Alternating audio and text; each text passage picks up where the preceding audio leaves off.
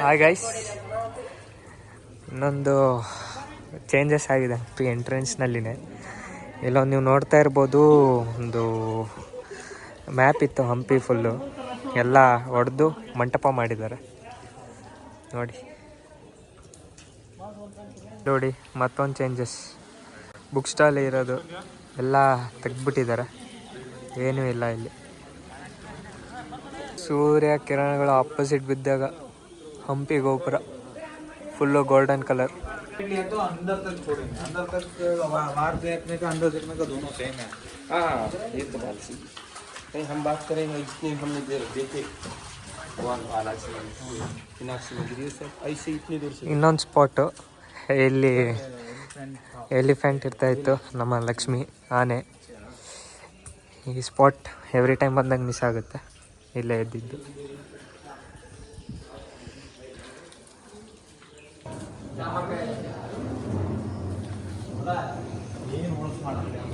ಏನಿತ್ತದು ಇಲ್ಲೇ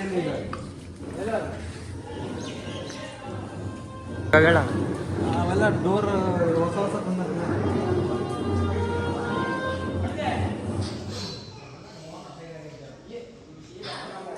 ಅಲ್ಲೊಂದು ಶಿವಲಿಂಗ ಇದೆ ಅಂತ ಯಾರಿಗಾದ್ರೂ ಗೊತ್ತಿದ್ರೆ ಕಮೆಂಟ್ ಮಾಡಿ.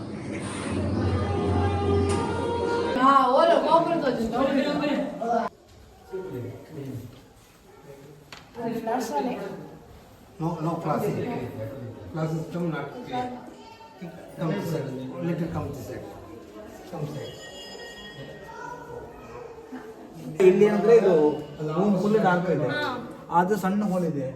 ಆ ಸಣ್ಣ ಹೋಲಿಂದ ರಿಫ್ಲೆಕ್ಟ್ ಆಗಿ ಇಲ್ಲಿ ಮೇಲೆ ಬರ್ತದೆ. ಅದು ಇದೇನು ಇನ್ನೊಂದೇನಂದ್ರೆ ಮಾರ್ನಿಂಗ್ ಡೇ ಟೈಮ್ ಬ್ಲ್ಯಾಕ್ ಬರ್ತದೆ, ಶ್ಯಾಡೋ ಯಾವ ಕಲರ್ ಇರುತ್ತೆ ಅದರ ಮಾರ್ನಿಂಗ್ ಆಗಿ ಈವ್ನಿಂಗ್ ಆಗ್ಬೇಕಾದ್ರೆ ಕಲರ್ ಕಾಣ್ತದೆ.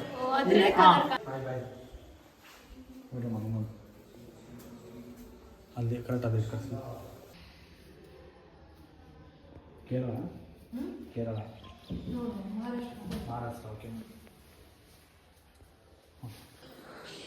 ನೋಡಿ, ಇಲ್ಲಿಂದ ಒಂದು ವ್ಯೂ ಎಷ್ಟು ಸಖತ್ತಾಗಿ ಕಾಣುತ್ತೆ ಅಂದರೆ, ಕ್ಯಾಮ್ರಾದಲ್ಲಿ ಎಷ್ಟು ಕಾಣುತ್ತೆ ಇಲ್ಲ ಗೊತ್ತಿಲ್ಲ, ಬಟ್ ರಿಯಲಾಗಿ ಕಣ್ಣು ತುಂಬ ತುಂಬ್ಕೋಬೋದು ನೋಡಿ. ಬಂದರೆ ಇಲ್ಲಿ ಶಿವಲಿಂಗ ಇದೆ, ಪೆಟಲ್ಸ್ ಮೇಲಿರೋ ಶಿವಲಿಂಗ, ಹತ್ತತ್ರ 12 ತೋರಿಸ್ತೀನಿ. ಫೋಟೋಸ್ ಕ್ಲಿಪ್ಸ್ ಹಾಕ್ತೀನಿ ಇದರಲ್ಲಿ, ಪಾಪಪ್ಪು, ಅದು ನೋಡ್ಕೊಳ್ಳಿ.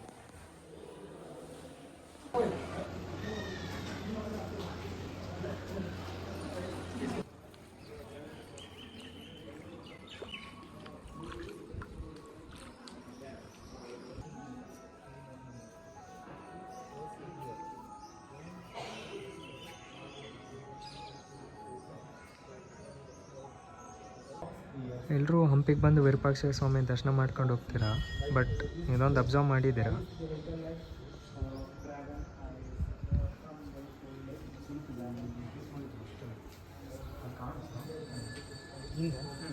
ಏನಂದರೆ 3 ಗೋಪುರ, 1 2 3 ಗೋಪುರ ಒಂದೇ ಲೈನಲ್ಲಿ. ಬ್ರಹ್ಮ ವಿಷ್ಣು ಮಹೇಶ್ವರ 3 ದೇವರು ಒಂದೇ ಕಡೆಗಿದ್ದಾರೆ. ಹಾಗೆ ಇಲ್ಲಿ ಭಕ್ತ ಮಾರ್ಕಂಡೇಯ, ಹಾಗೆ ಹಲವಾರು ಹಿಸ್ಟಾರಿಕ್ ಕಥೆಗಳನ್ನ ಕೆತ್ತಿದ್ದಾರೆ ಇಲ್ಲಿ. ಪದ್ಮನಾಭ ಸ್ವಾಮಿ,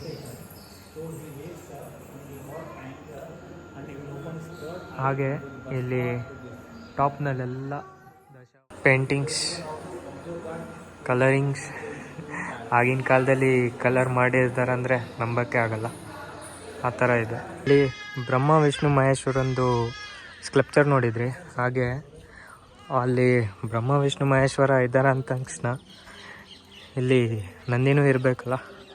ಇಲ್ಲಿ ನೋಡಿ, ನಂದಿ ಸೇಮ್ ಬ್ರಹ್ಮ ವಿಷ್ಣು ಮಹೇಶ್ವರ 3 ನಂದಿ. ಪ್ರತಿಯೊಂದು ಶಿವನ ಗುಡಿನಲ್ಲಿ ಒಂದು ಧ್ವಜಸ್ತಂಭ ಇರುತ್ತೆ, ಹಾಗೆ ಇದು ಧ್ವಜಸ್ತಂಭ, ಹಾಗೆ ದೀಪನೂ ಹಚ್ತಾರೆ, ಅದು ದೀಪದ ಸ್ತಂಭ.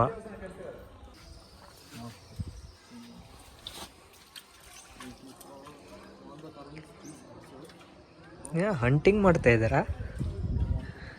ಇಲ್ಲಿನೂ ಹಂಟಿಂಗು.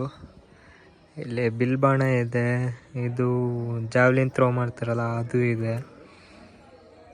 ಇಲ್ಲಿ ಮೋಸ್ಟ್ಲಿ ಅನಿಮಲ್ ಇದೆ. ಇಲ್ಲಿನೂ hunting.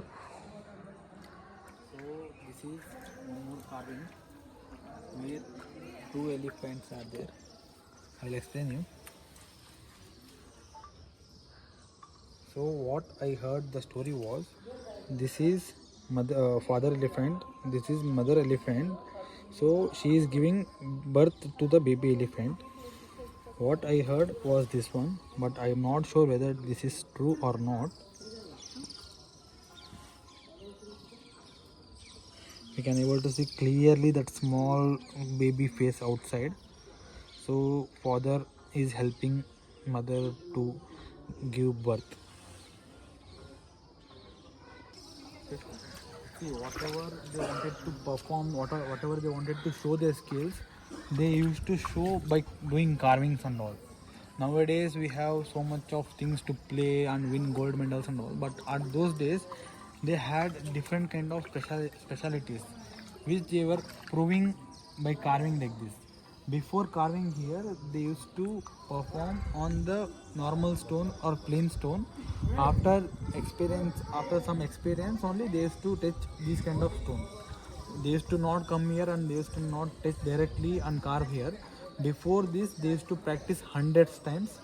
After perfection, getting perfect there, they used to come here and they used to carve here. Okay, I agree with this all. But what is the reason in Dwajastambha only they have carved like this only? I don't know anything about that. But when I checked, all the 3 sides having hunting carvings. Only at the front side having the birth carving, which baby elephant coming outside of the mother elephant and father elephant is helping.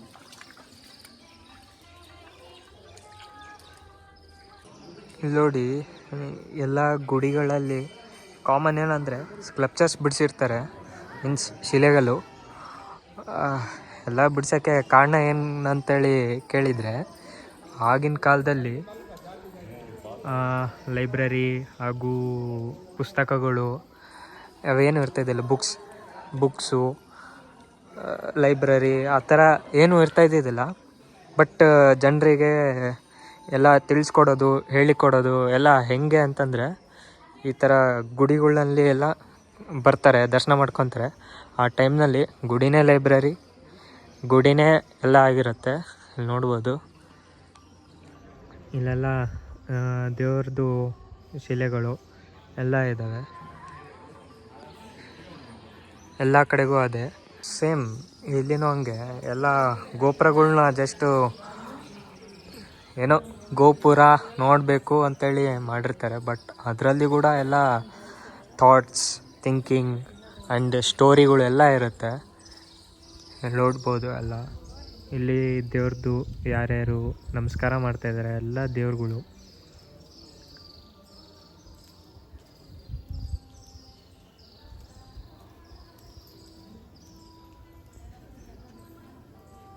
Same ಅಲ್ಲಿನೂ ನೋಡಿದ ಹಾಗೆ ಇಲ್ಲಿನೂ ನೋಡ್ಬೋದು ನಾವು ದೇವ್ರದ್ದು sculptures ಮತ್ತು things etcetera ಏನೇನು ವಿಷಯಗಳು ಹೇಳಬೇಕು ಜನರಿಗೆ, ಆ ವಿಷಯಗಳ್ನೆಲ್ಲ ಈ ಗೋಪುರದ ಮೇಲೆ ಕೆತ್ತಿರ್ತಾರೆ ನೋಡಿ.